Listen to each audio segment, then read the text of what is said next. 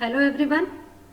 Let us continue with the topic adverse drug reactions which we had started in the last lecture. We have covered what are the different types of adverse drug reaction, type A and type B. That is, we have seen predictable and unpredictable type of adverse drug reactions. Also we have seen the severity, depending upon the severity how they can be classified, how the adverse reactions, what are the different chances because of which they can happen and how they can be prevented. Also we had started with some of the adverse drug reactions like toxic effects of the drug or the side effects of the drugs and so on.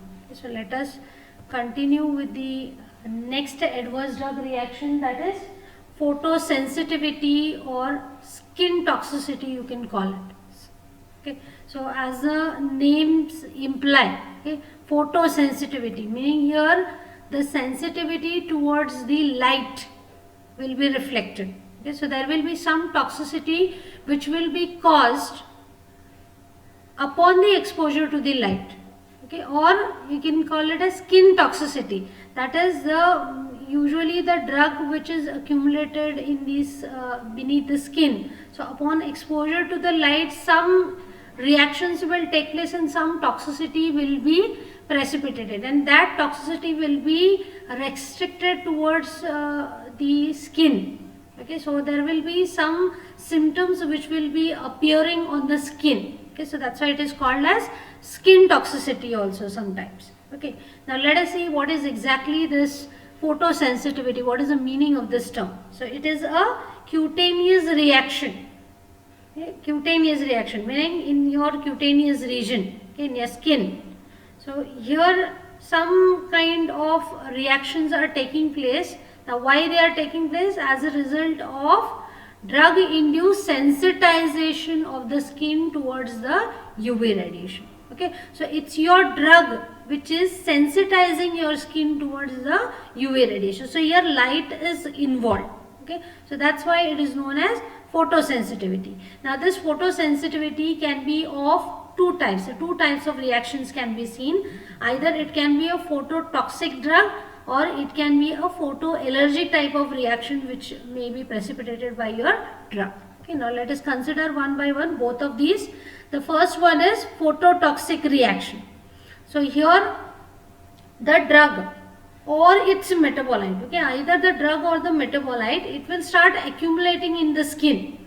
So it will be deposited beneath the skin in the deeper layers of the skin, and as it absorbs the light, it undergoes some photochemical reactions. So there will be some changes upon exposure to the light. Your drug which is accumulated in the skin, when it is exposed to light, when light falls on that skin or in that cutaneous region where your drug is deposited, so there will be some kind of photochemical reactions which will take place. So there will be some reactions, so there will be some changes which will take place over there. These will be followed by photobiological reactions. So it will be triggering some biological reactions in the skin. So this will result in local tissue damage. A sunburn like situation will be seen. So here if you can see the manifestations or the types of symptoms which are seen, like erythema like situation, reddening of that area will take place. Okay, or edema, the swelling in that region may take place, or blistering, some raised blebs will be appearing onto the skin, followed by hyperpigmentation. So your skin will look pigmented, some like say reddish appearance will be, spots will be seen over there, okay, on in that region where the phototoxic reactions have taken place. So hyperpigmentation, usually your skin color will change. Okay, usually it becomes reddish in color, or sometimes desquamation may also take place. That is, the layers of the skin, just like scaling, it takes place, and certain layers may be appearing to be removed. Okay, just like what happens in your cold season. Okay, not exactly like that, but the skin may shed off, the parts may shed off. So that is known as desquamation. Now usually here the type of light which is involved for this type of photochemical reactions, it is of shorter wavelengths. So ranging from 290 to 320 nanometer UV light, which is ranging from this range, is usually responsible for phototoxic reaction. Now let us consider some of the examples which are causing this type of phototoxic reaction. So you can categorize them into acute and chronic phototoxic reactions. Okay, acute meaning something which is sudden to occur and which is short lasting. So acute phototoxic reactions can be precipitated by drugs like tetracyclines or tar products. Then the chronic type of skin sensitization or low grade sensitization may be caused by drugs like nalidixic acid, fluoroquinolones or sulfones, sulfonamides, thiazides or amiodarone. So these are the phototoxic reactions. Okay, here drug, it reacts with your light. Once light falls on it, photochemical reactions are seen, which are followed by, this will interact, whatever products are formed, they will interact with your biological molecules and photobiological reactions will be seen and certain symptoms will be precipitated which are related to skin.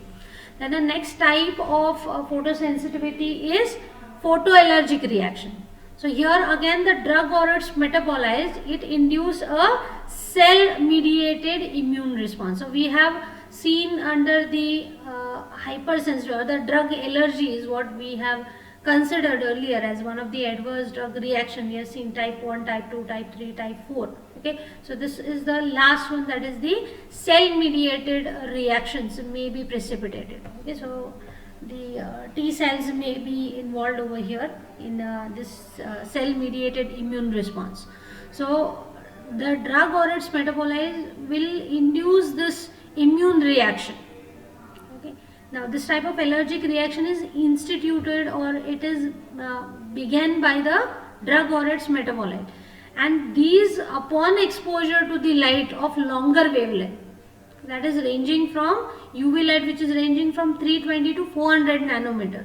So this usually produces a papular, eczematous, contact dermatitis like symptoms. That is, there will be some raised blebs on the skin. Okay, raised areas will be there, or contact dermatitis, meaning a red patches like will be seen in that particular area of exposure where these photoallergic reactions have taken place. Okay, so here as the name implies, photoallergic, so meaning here it is the radiation induced allergic reaction which is being precipitated, which is resulting in contact dermatitis like symptoms. Okay, so rarely this may be caused by the antibodies. Antibodies may be mediating this type of reactions. Okay, and immediate flare and wheal may be seen upon exposure to the sun.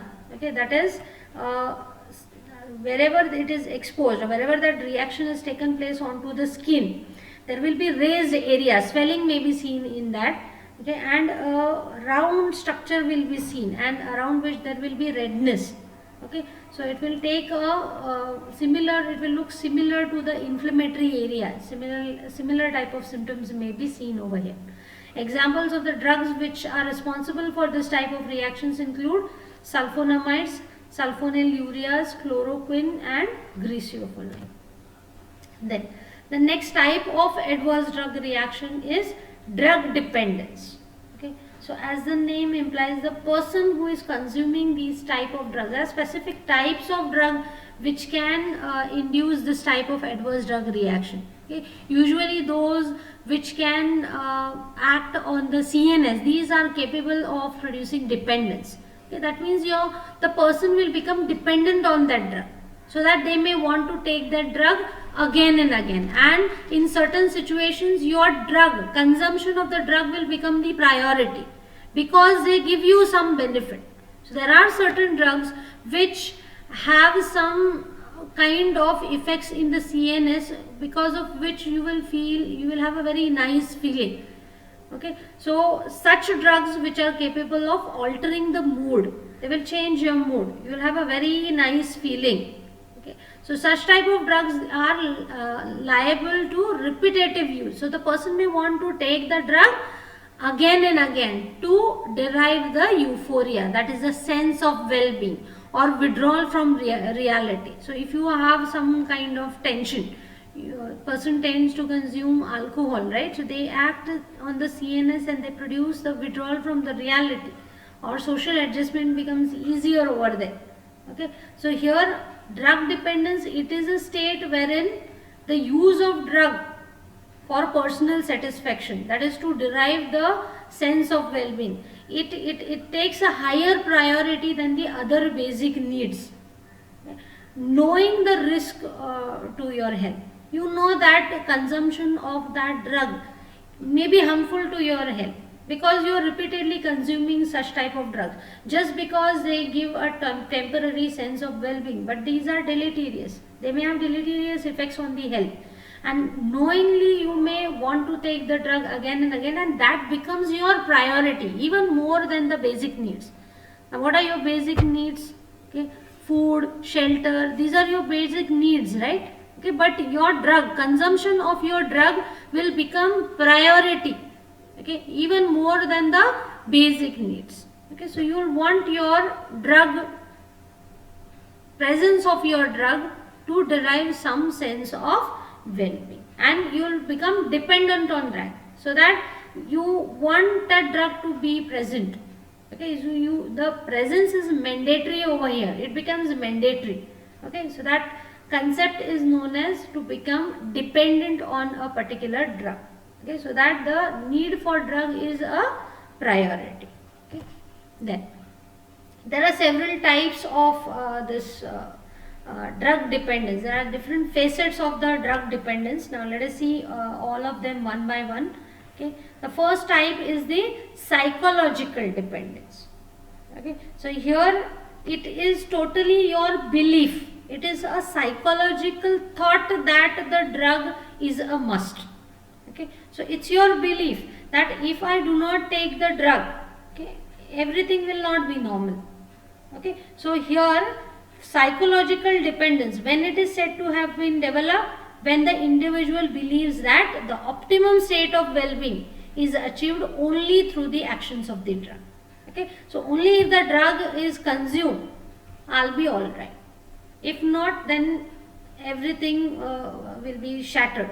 Okay, so that particular belief, your mindset is like that. Okay, actually it's not like that. If you don't consume the drug, you will be okay. Okay, but it's the capability of your drug to develop this particular sense of belief. Okay, so that is known as the psychological dependence. Okay, so your belief is such that your drug must be present, or you must consume the drug.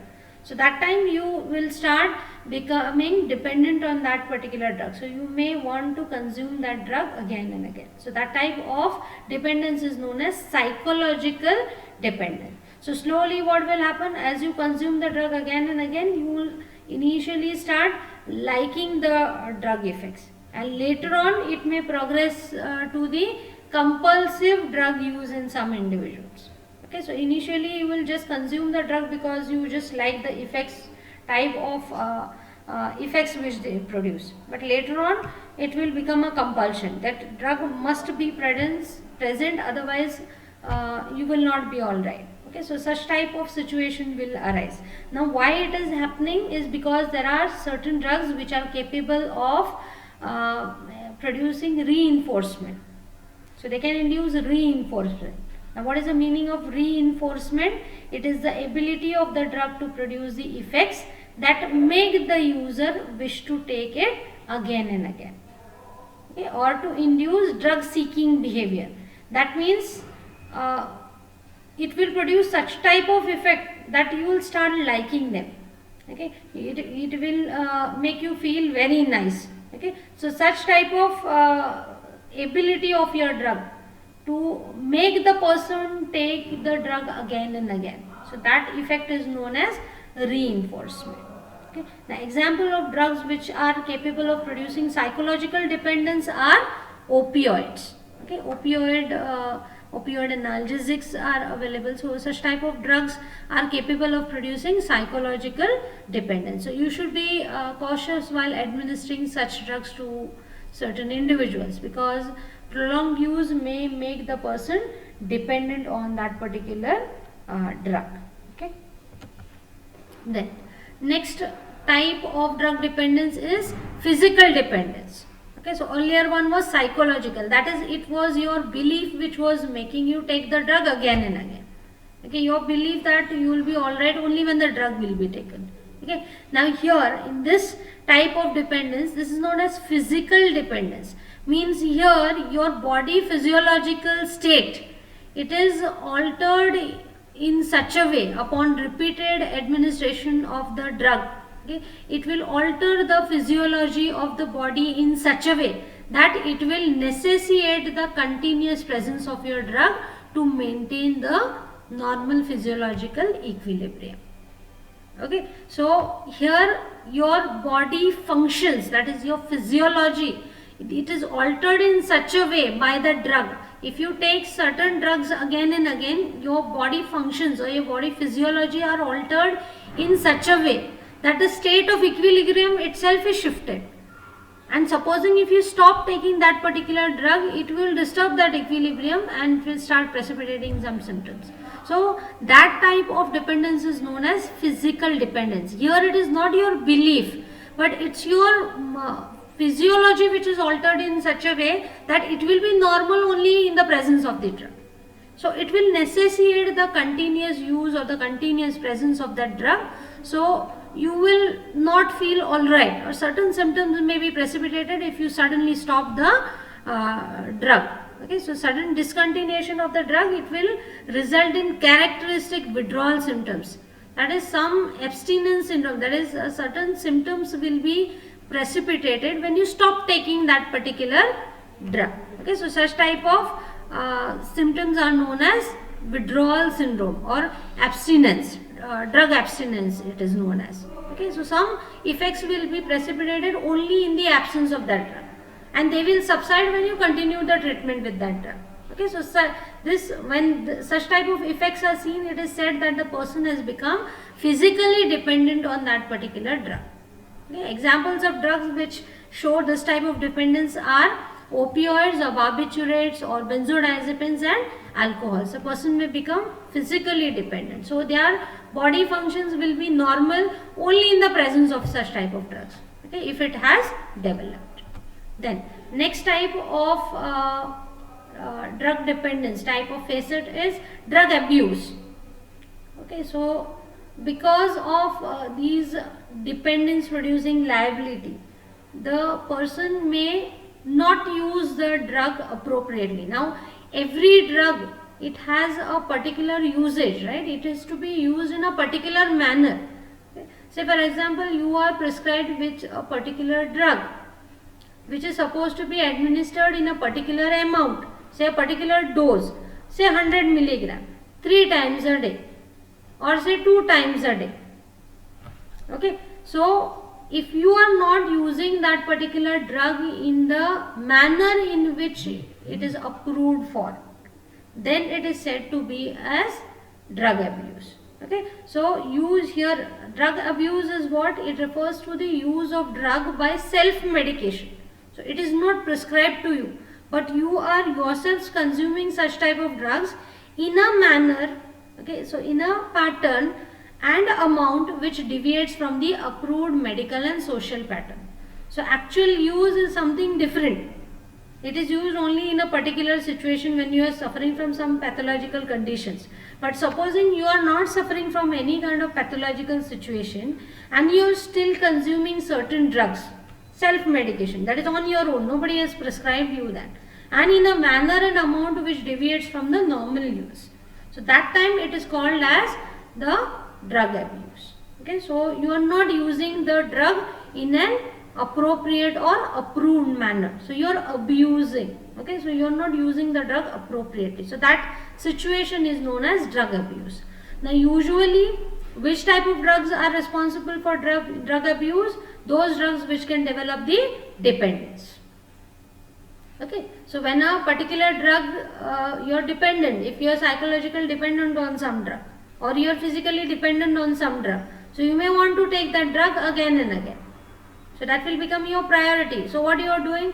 You are not prescribed by any doctor, okay, with that drug, but you are abusing that drug just to derive some kind of sense of well-being or some pleasurable effects. Okay, so such type of use of drug abuse, this term is restricted to use of illicit drug which can produce say dependence, which have dependence producing liability. Okay, so those drugs which can have CNS effect, okay, like opioid drugs. So several examples we have seen earlier. So such type of drugs can be abused. So this situation is known as drug abuse. Next is drug addiction. Okay, now what is this drug addiction? Drug addiction, it is a pattern of compulsive drug use which is characterized by overwhelming involvement with the use of drug. Means excessive involvement of the use of drug, okay, and compulsive use of the drug. So you have to consume a certain higher amount of drug, okay, so compulsive pattern of use. So that is known as drug addiction. So there are certain drugs which can produce sense of well-being. So at that time you become dependent on them and you get addicted to such type of drug. Okay, so here procuring of the drug and the use it is a priority over other social activities. Okay, so now here physical dependence may or may not be present in case of drug addiction. So the type of drugs which are involved in drug addiction are amphetamines, cocaine and cannabis. Next type of drug dependence is drug habituation. Okay, so here this is a less intensive involvement of the drug. Okay, so that withdrawal, if you stop that treatment, it will produce only mild discomfort, not like physical dependence or psychological dependence. Okay, say for example consumption of tea, coffee or tobacco, social drinking, these are habituations. Okay, so these also contain caffeine, right? Okay, so that's why this is categorized as drug habituation. So here this is a less severe type of dependence. Okay, so here physical dependence is totally absent. Okay, then next type of adverse drug reaction is drug withdrawal reaction. Okay, now drug withdrawal reaction means some reactions are seen once you stop the treatment. Okay, and usually this happens when you stop a prolonged treatment. If you suddenly or abruptly stop a treatment which is being taken for a chronic period of time, so these reactions are called as drug withdrawal reaction. Okay, so sudden interruption of a therapy with certain drugs, it results in adverse consequences. Okay, now these adverse consequences may be different ones, or mostly it is the worsening of the clinical condition for which the drug was being used. Okay, say for example anti-epileptics are the drugs which are used in the treatment of epilepsy, okay, to control the epileptic seizures. Okay, now if you are on an anti-epileptic drug for a chronic period of time, for say years together, and if you suddenly stop that treatment, the frequency of seizures may increase. Okay, if you suddenly stop the treatment with anti-epileptic drug, or if a person is on beta blockers and if you suddenly stop the treatment with beta blockers, it may worsen the angina. It's given in the treatment of angina pectoris or myocardial infarction. So if you suddenly stop the treatment, it may worsen the angina pectoris, or it may precipitate the myocardial infarction. Okay, so here drug withdrawal reaction involves the worsening of the clinical condition for which that drug was being used chronically.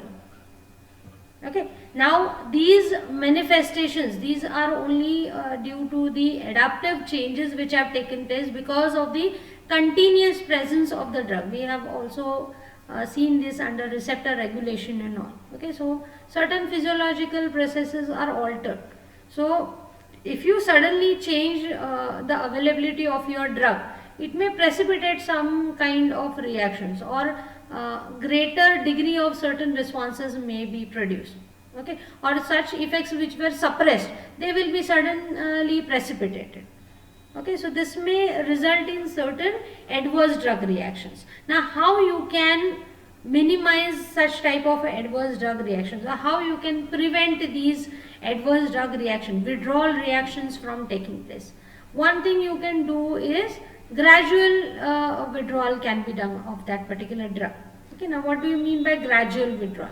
Now, rather than suddenly stopping the treatment, supposing if you are consuming say 200 milligrams of a tablet daily, okay, for years together, and if you want to stop that treatment, so what you will do, rather than directly stopping that particular treatment, what you can do is lower the drug initially.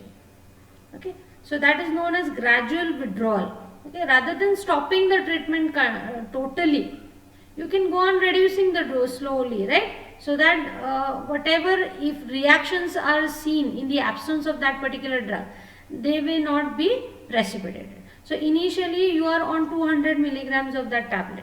So maybe you can go for 150 milligram. Okay, and see if there are any reactions which are precipitated due to reduction in the dose. If it is okay, then after some days you can go for 100 milligrams, then 50 milligrams, and so on. You can gradually withdraw that particular drug rather than abruptly withdrawing it or suddenly discontinuing the treatment. So this can minimize the drug withdrawal reactions. Okay. Then next type of adverse drug reaction is teratogenicity. Teratogenicity, it is a capacity of the drug to cause the fetal abnormalities. Okay, that is, abnormalities may be produced in the fetus which is growing in the mother's womb when the drug is administered to the pregnant mother. Now, why it is happening? Because even in the introduction we have seen that blood placental barrier, it is not a very good barrier, right? Just like a blood-brain barrier. Blood-brain barrier does not allow any drug to just cross it, right? Unless and until it is highly lipophilic. But that is not the case with blood placental barrier. That is a weak barrier, right? So any drug which is consumed by the mother, that can easily reach the fetus which is growing in the womb.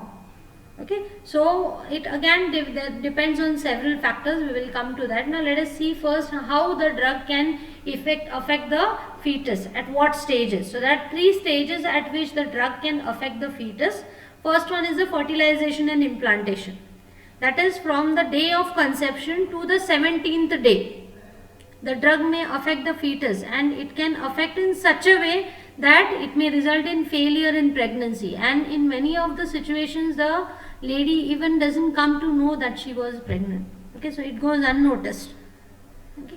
Then the second stage is the organogenesis, that is from day 18 to day 55 of gestation after implantation.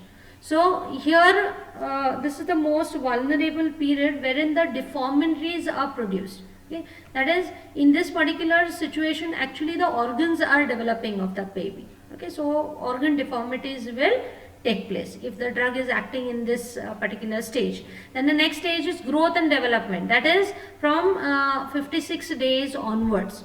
So here developmental and functional abnormalities may be produced. Say for example ACE inhibitors, angiotensin converting enzyme inhibitors. So these can cause hypoplasia of the organ, that is underdeveloped organs will be produced in that particular baby. Okay.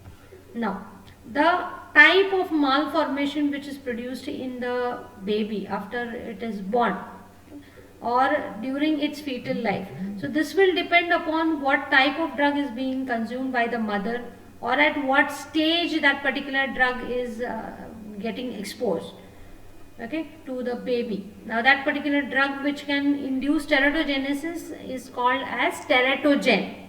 Okay, so that drug is known as a teratogen. Okay. Now again the period for which the exposure is taking place. Okay, for how many days or for how long that drug is remaining present in the maternal circulation, or what are the blood levels of that particular drug, okay, in the maternal circulation. That will also determine the fetal exposure, and accordingly it will also determine the type of abnormalities which are produced. Okay, so certain drugs may show some characteristic abnormalities in the baby. Say, let us consider some of the examples. Thalidomide. This is a drug which was withdrawn from the market. Later on, it was found that it was teratogenic in nature. It resulted in this is a quite popular example.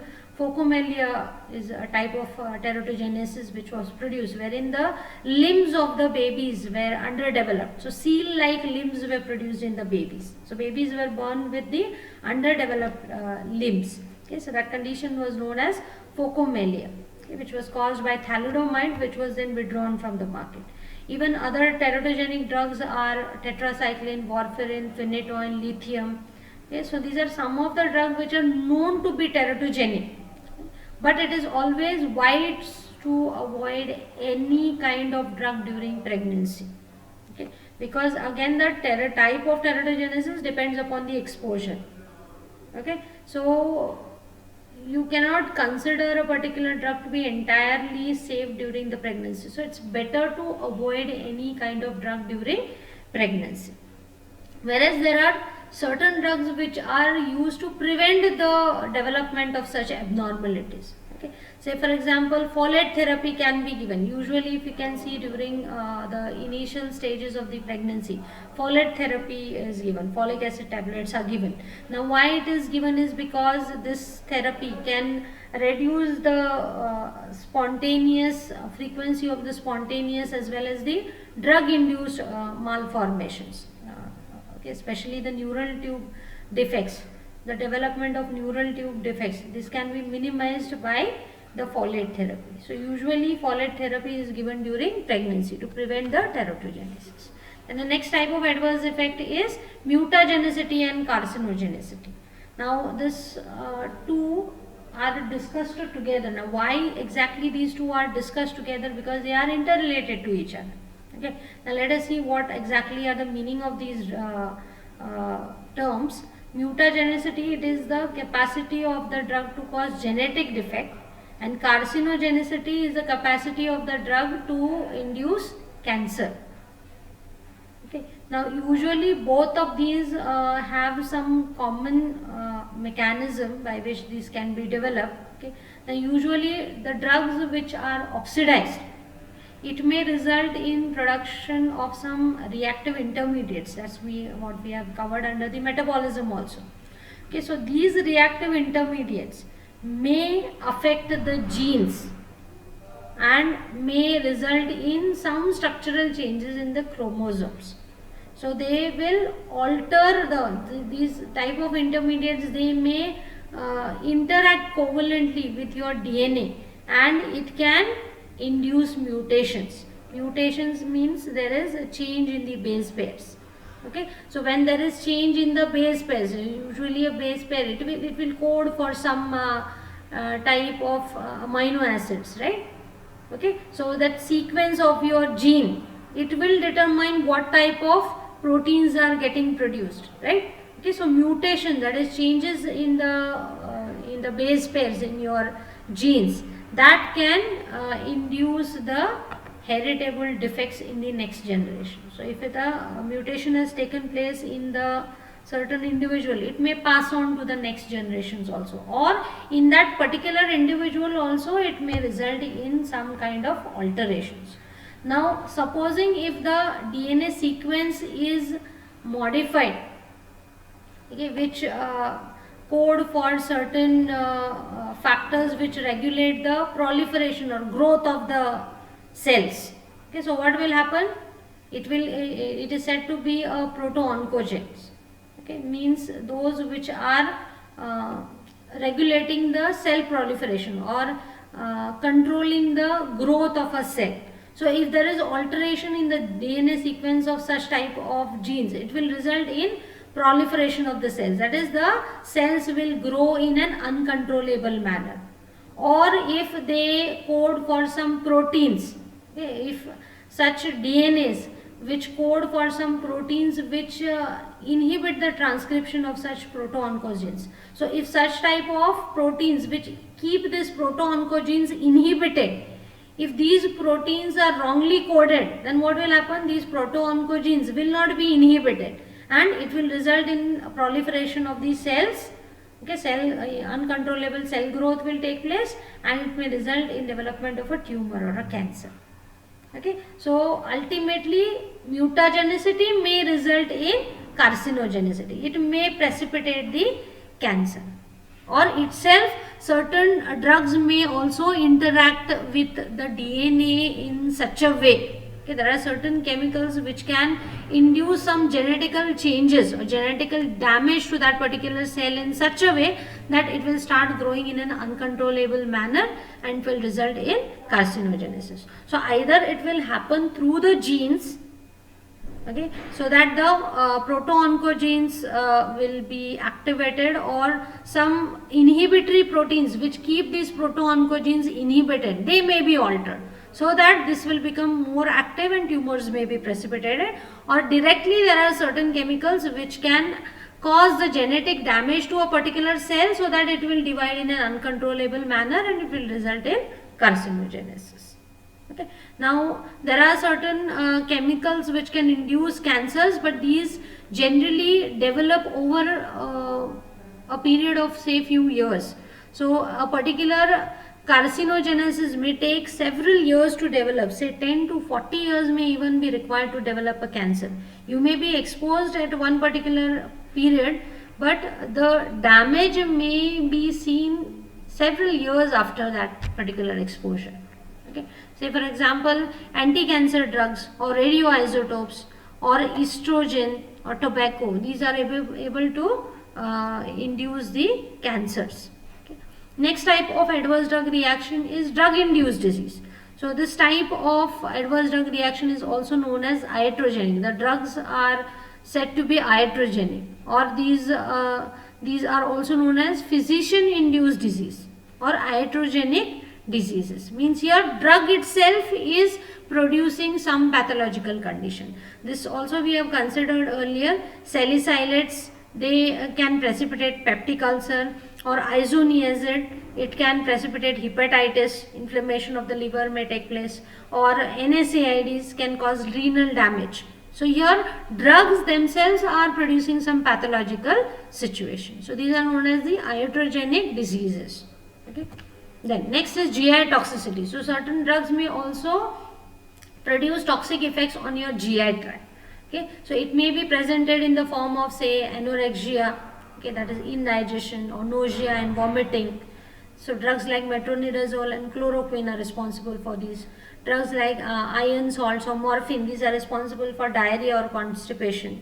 Again, aspirin or other NSAIDs, these can cause gastric ulceration as we have seen earlier, and bleeding also may take place. Okay, so ulcers may be worsened in the presence of NSAIDs, so they are contraindicated over there. Next type of adverse drug reaction is hemopoietic toxicity. So here blood related toxicity is seen. So it may be presented in several types, like say for example anemia, okay, may be precipitated, that is the decreased ability or capacity of your drug to carry the oxygen. Okay, so hemoglobin level may be reduced over here. Okay, there are different types of anemias, okay, which may be precipitated, or it may be presented in the form of blood dyscrasiasis. Okay, that means there may be changes in the number of the cells, blood cells. There is a particular normal range in which the RBCs, WBCs or your thrombocytes are present, right? That is your platelets. So the levels may change, they may decrease or increase, okay, by the presence of certain drugs. Say for example leukopenia, that is decrease in the leukocyte count, or aplastic anemia, okay, which may be related to the bone marrow, damage in the bone marrow, or thrombocytopenia, decrease in the platelet count may take place. Okay, so these are the several types of blood related toxicities which may be seen. Even there are certain drugs which may result in reduction in the clotting factors. So because of decrease in the levels of clotting factors, blood will not clot appropriately and it may result in hemorrhages. Bleeding may take place, internal bleedings may take place sometimes. Okay, now there are some examples which are quoted over here.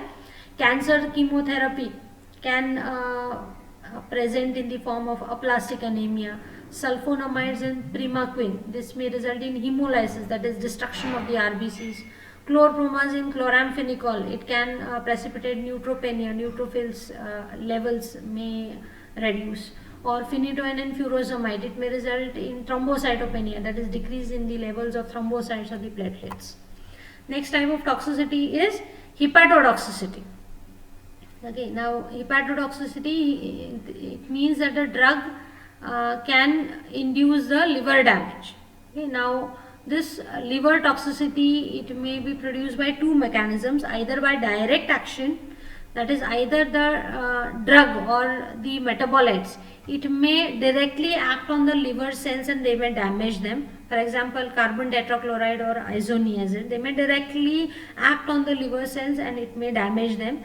The manifestations of the symptoms include asymptomatic hepatomegaly, size of the liver may increase, or acute hepatic necrosis, that is the cells in the livers may be damaged or they may die.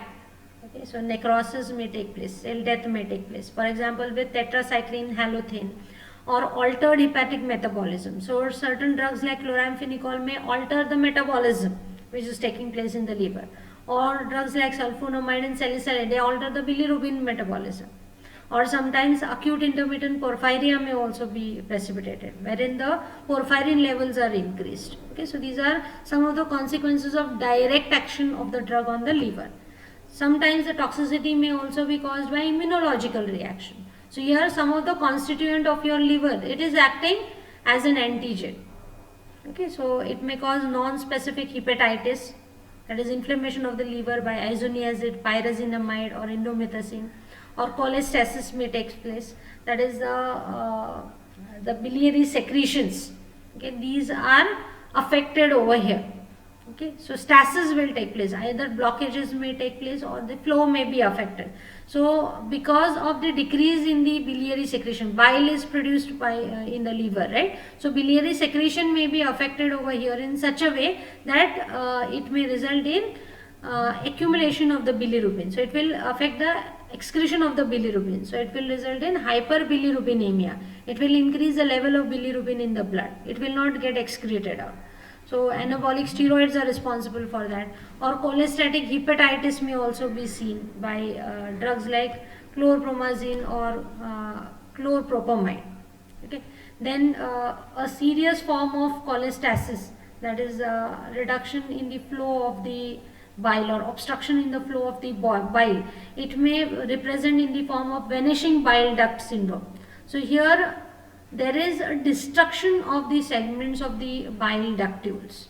Okay, intrahepatic bile ductules may be destroyed in such a way that they will affect the movement of the or excretion of the bile. So drugs which are causing this type of effect is amitriptyline, haloperidol and tetracycline.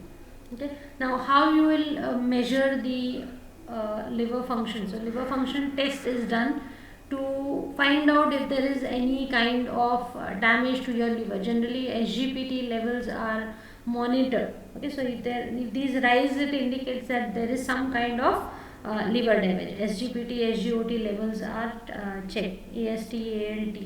Okay, so their levels are supposed to be checked. So if they are above normal, it might signify that there is some kind of liver damage. Then there are certain drugs which can exhibit both the mechanism. Either they can cause the damage directly or by immunological reaction. So drugs like methyl dopachlorpromazine or isoniazid are responsible for that. Then next type of adverse drug reaction is on the heart, cardiac toxicity. So drug can cause cardiotoxicity directly, that is they will act on the heart directly and they will precipitate some adverse effects which are specific to the heart. Say for example, certain drugs can precipitate arrhythmias, or even there are certain drugs like digoxin and quinine, they may even result in cardiac arrest, that is your heart will completely stop functioning. Or some drugs like fenfluramine, this can cause valvular fibrosis, valves in your heart may get affected. Okay, so this is to do with cardiac toxicity. Next is nephrotoxicity. So here the drug is capable of damaging the kidney. Okay, so this is the drug induced kidney damage. Okay, so here it is represented by albuminuria, that is presence of albumin in the urine, or hematuria, that is blood in the urine, or even tubular necrosis. tubular necrosis, that is cell death may take place, tubular cell death. Okay. Now the mechanisms involved in the nephrotoxicity, it may result either directly, there may be drugs which are acting directly onto the kidneys and they will damage them. So drugs like NSAIDs, aminoglycosides and heavy metals are responsible for the direct damage towards the kidney. There are certain drugs which can cause indirect damage. Okay, that is some other pathophysiology may be precipitated, which in turn will start damaging the kidney. Say for example, vitamin D, it causes hypercalcemia, that is increase in the calcium levels in the blood. So this will result in formation of renal calculi, calculi or the kidney stones will be formed and they in turn may damage the kidneys. Or diuretics, they cause hypokalemia, that is decrease in the potassium level. So this may in turn result in renal tubular damage. Okay, so this is the indirectly acting nephrotoxicity. Then next type of nephrotoxicity is produced by immunological mechanism. So your immunological reactions are precipitated so that they will act on the kidney and it will start damaging the kidney. So examples include interstitial nephritis, okay, inflammation may be seen, or vasculitis, inflammation of the interstitial tissues will take place of the kidney. Vasculitis means here inflammation of the vessels might take place, or systemic lupus erythematosus also may be seen as a consequence of immunological reaction. Okay. Now this nephrotoxicity which is caused by a drug, it can be either acute or it can be chronic. Okay, so acute is something which is short lasting. Okay. It may result in acute renal failure, which is a short lasting, or it may be chronic, which may lead to chronic renal disease. Okay, so either nephrotoxicity can be short lasting or it can be a chronic one also. Okay, so damage which may be produced by a drug, it may involve any parts of the kidneys or any interstitial tissue, or even it may range from the arteries may also be involved, or ureters may also be involved. Okay. Drugs also are resulting in the renal calculi formation, or crystal formation may also take place. So that's how they may damage the kidneys indirectly. Now these are some of the examples which are quoted over here. Analgesics are the drugs usually used to subside the pain. So these can cause chronic nephropathy, which is characterized by hematuria, there is blood in the urine, or renal colic may take place, discomfort might take place, or urinary infections, and finally which may progress to hypertension and renal failure also. Then drugs like tolbutamide, probenecid, perchlorate and gold salts, this may produce drug-induced nephrotic syndrome. Okay, this is characterized by marked proteinuria, that is the levels of proteins in urine will be markedly increased. Then certain other compounds like anti-epileptic drugs which are used in the treatment of epilepsy, or sulfonamides, phenylbutazone, tetracycline, hydrolazine, methyl-dopa, these can induce a condition known as systemic lupus erythematosus. Okay. Then apart from this, these are the examples of the therapeutic agents what we have seen, which are used for treatment of some conditions, some pathological situations in the body. Apart from these, there are certain poisonous substances also which can cause nephrotoxicity, like aniline, carbon tetrachloride, phenol, arsenic or phosphorus. These may also result in nephrotoxicity. And the next type of adverse effect is ocular toxicity. So here the drug, as it implies that the drug may result in ocular injuries. That is, it may result in some kind of damage to the eye. Okay.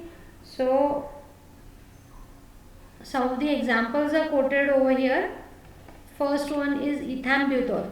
It may result in optic neuritis. So optic nerve may be damaged over here in this particular situation. Okay. So next type of example is chloroquine. So it may result in retinopathy. So retina may be affected over here. Then next drug is chloramphenicol. Chloramphenicol may result in pigmentation in the retina. Okay. Then digoxin, it results in scotoma. So scotoma, it is an area of alteration in the field of vision. Okay. So when you look at a particular area, you have a certain field of vision, right? So that will be partially diminished, so you won't be able to see a wide range of area, so that field is reduced, so that is known as scotoma. It can be precipitated by digoxin. So these are the some of the examples of ocular toxicity. Next type of toxicity is ototoxicity.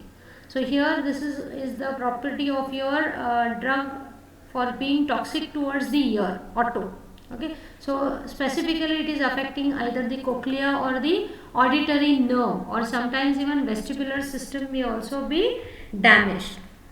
Okay, now there are certain examples of drugs which are applied locally. They are used in the form of ear drops.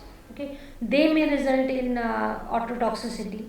Or there are certain drugs which are administered systemically, but they can cause toxicity to your ears. Okay, examples of drugs are salicylates, aminoglycosides, macrolide, chloroquine, cisplatin, chloramphenicol. Okay, so these should be avoided in those persons who already have hearing impairment. Otherwise, it will worsen the condition. Altogether, these are ototoxic. Okay? So they cause toxicity towards your ear. So there may be hearing problems which may be seen in this type of toxicity. Okay, so it should be avoided in those people who are already having hearing impairment. Okay, otherwise it will worsen the situation. The next is the fluid and electrolyte disturbances. So here there are certain drugs which are capable of inducing fluid and electrolyte imbalance also. Okay. Say for example, diuretics like thiazides and furosemide, they may produce hyponatremia or hypokalemia. Hyponatremia is decrease in the sodium levels of the blood. Hypokalemia is decrease in the potassium levels of the blood. Okay, so there is a normal levels of these electrolytes in the body, right? Extracellularly, intracellularly, blood levels. So they will be altered by certain drugs. Or glucocorticoids, cortisone and hydrocortisone, they can produce sodium retention. So sodium will be accumulated in the body, and as sodium is retained in the body, it will start retaining water also along with it.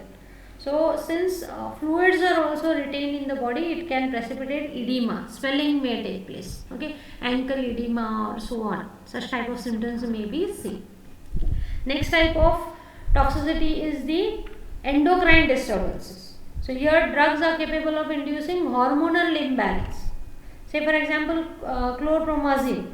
This may produce menstrual irregularities in the females. Okay, because menstrual cycle, it is regulated by certain levels of hormones, right? So if hormonal imbalance has taken place, if the levels are altered, obviously the menstrual cycle may be affected, or in certain situations galactorrhea may be precipitated.